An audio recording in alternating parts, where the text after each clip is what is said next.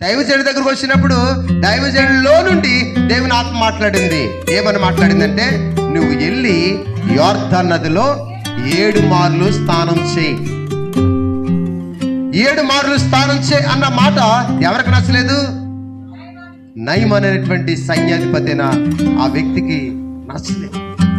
నచ్చకుండా రౌద్రుడై, ఇదిగో దమస్కా నదులు ఉన్నాయి, లా నది ఉంది, ఇక్కడ ఈ నది ఉంది, ఈ ఊర్లో నదుల కంటే మా ఊర్లో నదిలే గొప్ప, ఈ ఊర్లో పాస్టర్ గారి కంటే మా ఊర్లో పాస్టర్ గారు గొప్ప అన్నట్టుగా అతడు ఏం చేసాడంటే రౌద్రంతో, కోపంతో, నీ ఒక్కటే ఉందా మందిరం, నువ్వు సేద్య చేస్తావు లేకపోతే లేదు నీ ప్రార్థన, ఇంకో మందిరం ఉందా, ఇంకో చోట కన్నా పోతాను, ఏ బాబు చేసిన ఆ ప్రార్థనే కదా, ఎక్కడైనా నేను బాగుపడతాను, ఎలాగైనా నేను రాణించేస్తానని చెప్పేసి అతడు కోపంతో వెళ్ళిపోయాడు.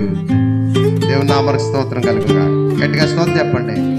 13వ వచనం చదువుదాం. అయితే అతని దాసులలో ఒకడు వచ్చి, నాయనా, ఆ ప్రవక్త ఏదేరా ఒక గొప్ప కార్యము చెయ్యమని నియమించినడలా నీవు చేయకొందువా?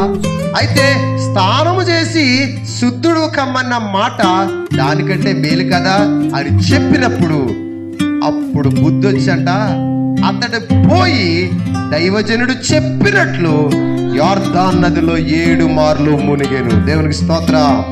మొదటిసారి మునిగాడు, రాలేదు స్వస్థత, కుష్ఠరోగం పోలేదు.